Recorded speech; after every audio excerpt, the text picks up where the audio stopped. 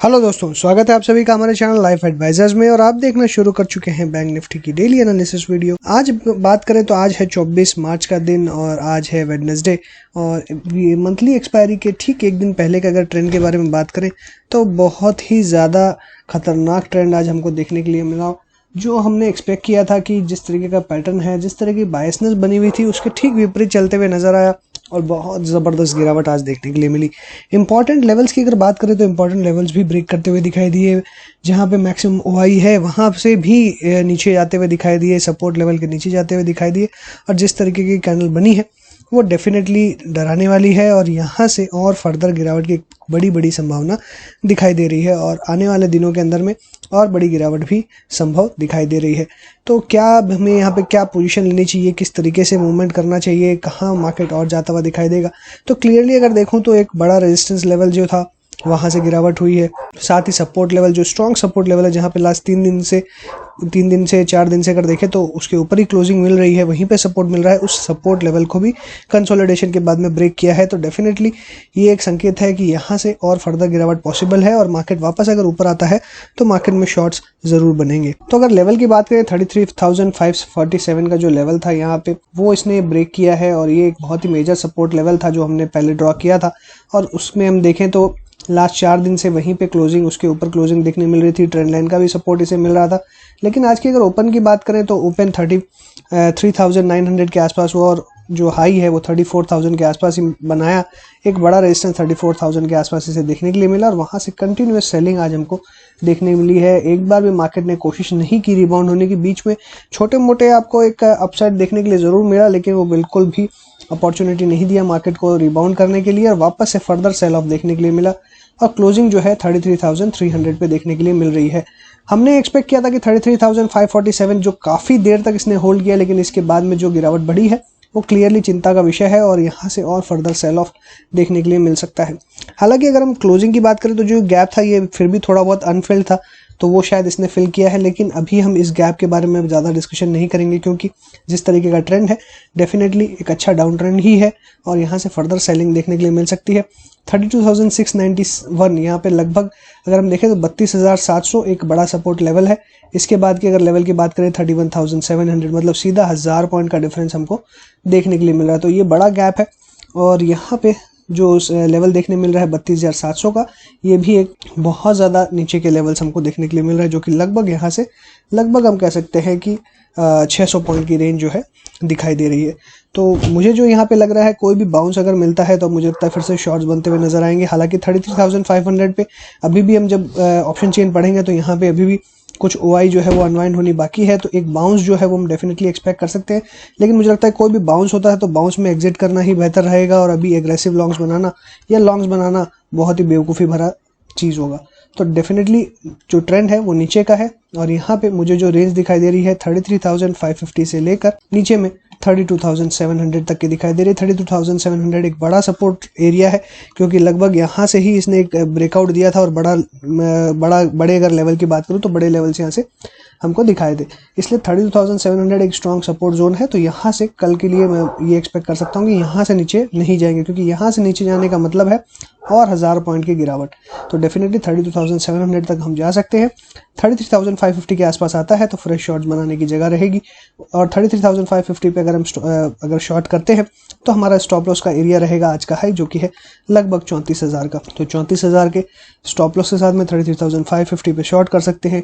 32,700 पहला टारगेट और दूसरा टारगेट 31,700 तक का रह सकता है। लेकिन अभी क्लियरली शॉर्ट का व्यू है, कोई लॉन्ग यहाँ पे नहीं बना रहे। बैंक निफ्टी की अगर ऑप्शन चेन की बात करें और चेंज इन ओपन इंटरेस्ट अगर देखा जाए तो कल के मुकाबले कल हमने जो वहाँ पे सपोर्ट बनते हुए देखा था वहाँ पे आज बहुत बड़ा रेजिस्टेंस बनते हुए देखा है और साथ ही लोअर लेवल्स पे अगर देखें तो यहाँ पे बहुत ही ज़बरदस्त हमें पुट अनवाइंडिंग भी देखने मिल रही है, जो कि क्लियरली शो कर रहा है कि वीकनेस बढ़ते हुए नजर आ रही है। कल हमने देखा था कि बहुत ज़्यादा तेज़ी हमको देखने के लिए मिल रही थी मार्केट में और वहीं पर सपोर्ट बन रहा था और वही आज उल्टा देखने के लिए मिल रहा है क्योंकि मार्केट वीक होते हुए नजर आया।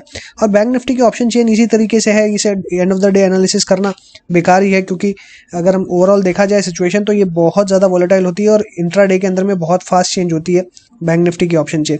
तो यहाँ से थोड़ा सा हमें अगर हम देखें तो डिसेप्टिव सिग्नल्स मिलते हैं, बहुत ज़्यादा एक्यूरेट सिग्नल्स यहाँ से नहीं मिलते, इसलिए हम ज़्यादा बैंक निफ्टी की ऑप्शन चेन के ऊपर में तवज्जो नहीं देते हैं। लेकिन फिर भी अगर ऑप्शन चेन की अगर एनालिसिस करी जाए तो क्लियरली शो कर रहा है कि अगर एक्सपायरी के एक दिन पहले रेजिस्टेंस बन रहा है तो काफ़ी बड़ा रेजिस्टेंस बना है और नीचे में जो सपोर्ट है वो भी ब्रेक होते हुए नजर आ रहा है। तो क्लियरली बेयरिशनेस जो है वो बढ़ते हुए नजर आ रही है। 33,500 के ऊपर में अच्छी खासी कॉल राइटिंग होते हुए दिखाई दी है, वहीं पे पुट अनवाइंडिंग भी देखने के लिए मिल रही है। तो डेफिनेटली जो रेजिस्टेंस है 33,500 पे वो क्लियरली विजिबल है और इसीलिए जैसे मैंने कहा आपको कि अगर ऊपर आता है तो शॉर्ट करने की जगह बन सकती है। अगर क्यूमुलेटिव ओपन इंटरेस्ट देखा जाए तो अभी भी 33,500 के आसपास में अभी भी क्वांटिटी जो है वो दोनों साइड की बनी हुई है, पुट्स की भी और कॉल्स की भी, और नीचे में सपोर्ट जो है 33,000 पे बहुत स्ट्रांग है। तो 33,000 का लेवल टूटना थोड़ा सा मुश्किल है, लेकिन जैसा मार्केट का मोमेंटम है, क्लोजिंग जो है वो हमको लगभग अगर देखें तो मिड पॉइंट पे मिलते हुए नजर आ रही है। अगर मिड पॉइंट पे हमें मिल रही है तो यहाँ पे बहुत ज़्यादा हाई चांसेस हैं कि ब्रेक हो सकता है। अगर ये ब्रेक होता है तो गिरावट बहुत ही ज़्यादा शार्प होती हुई दिखाई देगी और 32,700 जैसा मैंने कहा वो एक नेक्स्ट सपोर्ट लेवल दिखाई दे सकता है। इसलिए 33,000 एक बहुत ही क्रूशियल लेवल है, अगर ये ब्रेक हो जाता है तो बहुत बड़ी गिरावट आपको देखने मिल सकती है। फिर 32,700 और उसके बाद में भी कंटिन्यू फॉलिंग हमको देखने के लिए मिल सकती है मार्केट के अंदर में, और ऊपर में रेजिस्टेंस क्लियर है तो मार्केट में कोई बहुत ज़्यादा तेज़ी तो डेफिनेटली नहीं बनते हुए दिखाई दे रही है।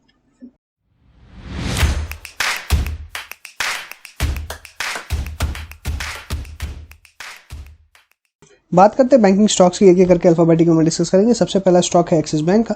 एक्सिस बैंक की बात करें तो 680 तक के यहाँ पे टारगेट्स दिखाई दे रहे हैं, एक्जैक्टली सपोर्ट लेवल पे क्लोज होते हुए दिखाई दिया है। तो हो भी सकता है कि वापस बाउंस हो जाए, लेकिन अभी यहाँ पे लॉन्ग्स बिल्कुल नहीं बनाने हैं, ये क्लियर है, क्योंकि कंप्लीटली ये डाउन ट्रेंड के अंदर में है, तो लॉन्ग्स तो बिल्कुल इनिशिएट नहीं करने हैं। वहीं पर 680 तक के टारगेट हमको दिखाई दे सकते हैं। 706.4 करंट लेवल है और यहाँ पे टारगेट 680 तक का दिखाई देता है। 680 के आसपास आता है तो यहाँ पे कोशिश हो सकती है फिर से एक बाइंग की, एक वापस एक बाउंस मिल सकता है। तो छोटे टारगेट के लिए 680 के आसपास खरीदा जा सकता है। अगर यहाँ पे किसी का शॉर्ट बनाया तो 680 के आसपास टारगेट उन्हें मिल सकता है और स्टॉप लॉस यहाँ पे थोड़ा बड़ा रहेगा 720 का, और 680 के आसपास अगर खरीदेंगे तो स्टॉप लॉस हमारा काफ़ी छोटा रहेगा, इसलिए 680 के आसपास बाय करने का ही व्यू रहेगा और छोटे टारगेट के लिए लगभग 700 तक के 20-25 पॉइंट्स हमको वापस से मिल सकते हैं। बंधन बैंक की बात करें तो एक यहाँ पे ब्रेकआउट के बाद में आज फॉलोअप बाइंग डेफिनेटली हमको देखने के लिए मिल रही थी, लेकिन मार्केट के प्रेशर के कारण वापस स्टॉक में गिरावट हमको देखने मिली है। 360 के नीचे फिर से आज क्लोजिंग होते हुए दिखाई दिया है। तो जिस तरीके का पैटर्न है, थोड़ा सा बेयरिशनेस यहाँ पे हमको देखने के लिए मिल रहा है, लेकिन कल क्लियरली हमें यही चीज रखनी है कि जो लो है अगर इस लो के नीचे जाता है या लो के नीचे ही ओपनिंग होती है तो हमें कोई लॉन्ग्स नहीं बनाने हैं, यहाँ पे प्रॉफिट बुक करके एग्जिट कर लेना ही बेहतर रहेगा। और ऊपर में हमने डिस्कशन किए थे 375 तक के लेवल्स, तो आज 371 तक का हाई बना है और उसके पहले ही ये हमें गिरावट देखने के लिए मिल रही है। तो डेफिनेटली मार्केट प्रेशर के कारण ऐसा होते हुए हमें दिखाई दिया है और मुझे लगता है ये यहाँ पे और फर्दर एक्सटेंड हो सकता है अगर मार्केट में फिर से प्रेशर रहता है तो, जो कि ओवरऑल आज का सेटअप देख के, आज की जिस तरह की सेलिंग है वो देख के लग रहा है कि यहाँ से थोड़ा सा सेलिंग का प्रेशर और बढ़ सकता है। लेकिन फिर भी हमें कॉशियस रहना है क्योंकि मार्केट थोड़ा साइडवेज है, एक दिन लॉन्ग एक दिन शॉर्ट इस तरीके के पैटर्न देखने के लिए मिल रहे हैं। तो कोई भी बाउंस आती है तो कोशिश करना है ओवरऑल मार्केट का सेटअप देख के एग्जिट कर लें इस स्टॉक से, वो बेहतर रहेगा। बैंक ऑफ बड़ौदा की बात करें तो यहाँ पे बेयरिश एंगल्फिंग कैंडल हमको देखने के लिए मिल रही है क्लियरली, और यहाँ से फर्दर गिरावट हो सकती है। हालांकि वॉल्यूम्स अगर देखेंगे तो ऑन एन एवरेज वॉल्यूम्स ही दिखाई दे रही है, तो कोई बहुत ज़्यादा हमें संकेत नहीं मिल रहे हैं कि बहुत बड़ी गिरावट होगी ऐसा। लेकिन फिर भी मार्केट जब चौपी है तो डेफिनेटली यहाँ पे और फर्दर गिरावट हो सकती है, तो इसलिए मेरी सलाह रहेगी कि यहाँ से एग्जिट कर ले। जिनके पास शॉर्ट पोजीशंस है वो होल्ड कर सकते हैं, स्टॉप लॉस 75 का रखे, 75 के स्टॉप लॉस साथ में शॉर्ट पोजीशंस अपनी होल्ड कर सकते हैं।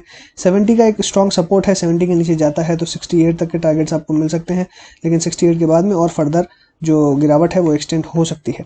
इसलिए थोड़ा सा भी यहाँ पे कॉशियस रहना है, बहुत ज़्यादा एग्रेसिव शॉर्ट्स नहीं बनाने, बट लॉन्ग्स भी अभी इनिशिएट नहीं करने हैं। कैनरा बैंक की बात करें तो ये भी स्टॉक डाउन ट्रेंड के अंदर में है और क्लियरली यहाँ पे 50 डे सिंपल मूविंग एवरेज का जो रेजिस्टेंस है वो काम करते हुए नजर आ रहा है, लेकिन इमीडिएटली सपोर्ट भी अवेलेबल है।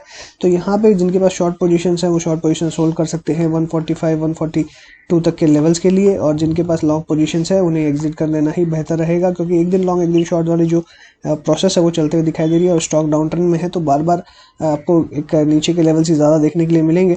तो कोई भी अगर बाउंस मिलता है तो एग्जिट करने की कोशिश करें। फेडरल बैंक की बात करें तो यहाँ पे एक बहुत ही ज़्यादा खराब पैटर्न देखने के लिए मिल रहा है। हालांकि वॉल्यूम्स नहीं है, गिरावट बड़ी हो रही है लेकिन वॉल्यूम्स कुछ खास नहीं है।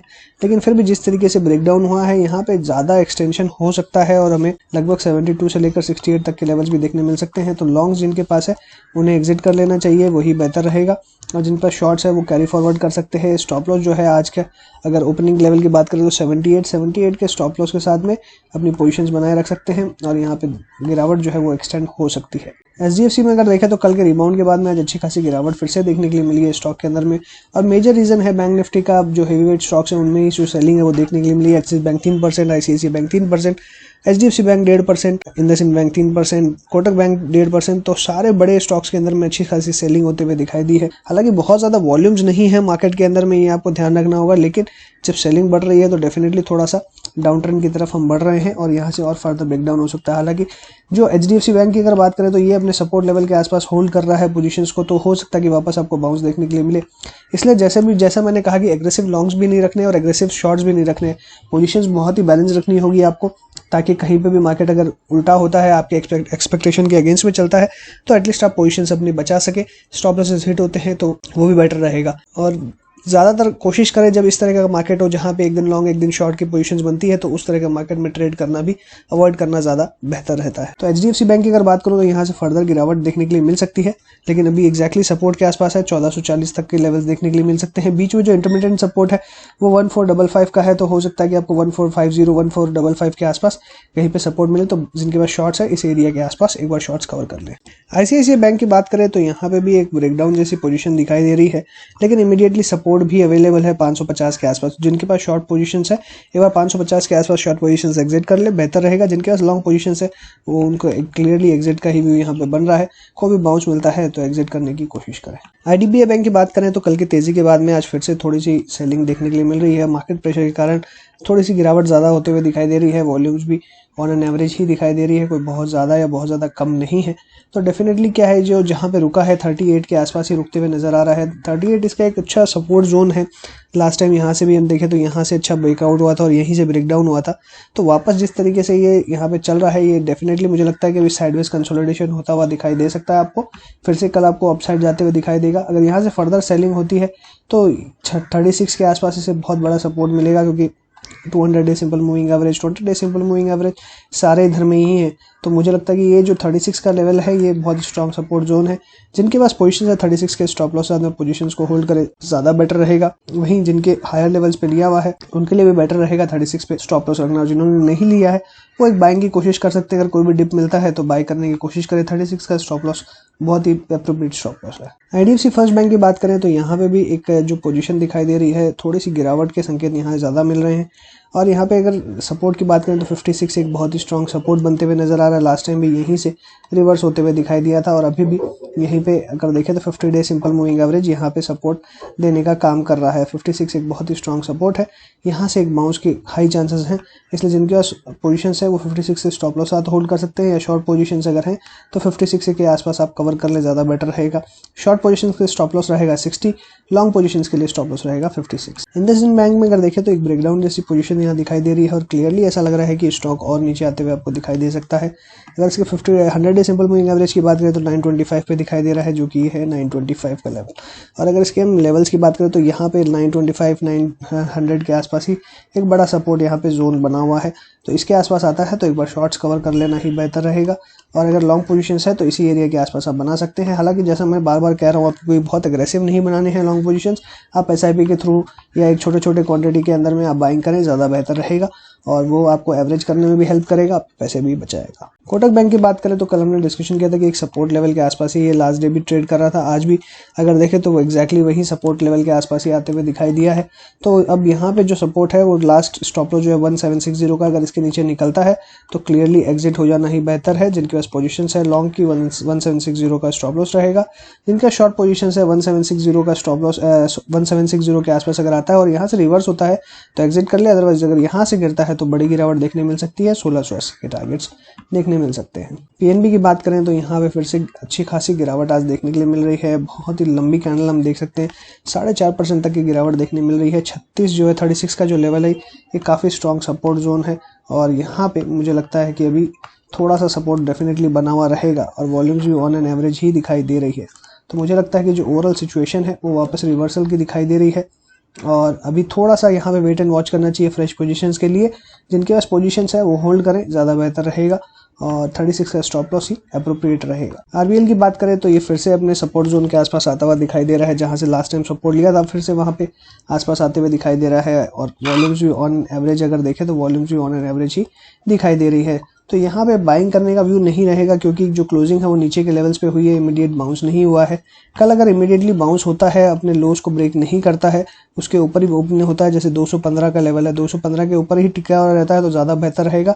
फिर भी 210 के आसपास आता है तो हमें ओवरऑल सिचुएशन देखनी है कि क्या यहाँ से रिवर्सल हो रहा है कि नहीं, बैंक निफ्टी में क्या लेवल्स बन रहे हैं। बैंक निफ्टी में अगर ज़्यादा प्रेशर नहीं रहता है तो एक अटेम्प्ट करी जा सकती है 210 के आसपास में बाइंग करने की। स्टॉप लॉस 205 का रहेगा, 205 के स्टॉप लॉस के साथ में 210 के आसपास बाइंग करी जा सकती है और ऊपर में टारगेट फिर से आपको 220 230 तक के डेफिनेटली देखने के लिए मिल सकते हैं। लेकिन ये बहुत ही ज़्यादा रिस्की ट्रेड होगा क्योंकि अभी बैंक निफ्टी काफ़ी ज़्यादा वीक है, तो बहुत ज़्यादा लॉन्ग इनिशिएट करने की सलाह नहीं रहेगी। आप अपने छोटे छोटे क्वांटिटीज़ में एक्यूमुलेट करते रहे, वो ज़्यादा बेहतर रहेगा। एसबीआई की बात करें तो 360 का जो हमारा स्टॉप लॉस था उसके नीचे क्लोज होते हुए दिखाई दे रहा है। इसमें भी वॉल्यूम्स बहुत ऑन एन एवरेज ही दिखाई दे रही है और जिस तरीके का ट्रेंड है हो सकता है यहाँ से और फर्दर गिरावट हो क्योंकि बैंक निफ्टी वीक है। 340 तक हो सकता है स्टॉक आते हुए दिखाई दे आपको और ऊपर के अंदर में निकलता है तो फिर से वही 380 तक के टारगेट्स रहेंगे। तो यहाँ पे जिस पोजीशंस पे है तो शॉर्ट्स तो बनाने की सलाह नहीं रहेगी क्योंकि एकदम सपोर्ट लेवल के आसपास है तो बाउंस इमीडिएटली मिल सकता है। लेकिन अगर गिरता है तो 340 तक के लेवल्स आपको देखने मिल सकते हैं और अगर रिवर्स होता है तो फिर से 380 तक के लेवल्स देखने के लिए मिल सकते हैं। थोड़ा स्लो मूविंग स्टॉक है तो बहुत ज़्यादा तेज़ी मंदी इसके अंदर में नहीं रहती है, तो छोटे छोटे टारगेट्स के लिए आप पोजीशंस बना सकते हैं। तो इसी के साथ मैं अपनी बात को मैं वाइंड अप करूंगा। अगर आपको अच्छा लगा हो तो लाइक कीजिएगा, दोस्तों के साथ शेयर कीजिए, कमेंट बॉक्स में व्यूज लिखना ना भूलें। चैनल सब्सक्राइब नहीं किया है तो तुरंत कर दीजिए, साथ ही बेल आइकन दबाइए ताकि टाइमली अपडेट्स आपको मिलती रहे। Thanks for watching again, happy trading and investing.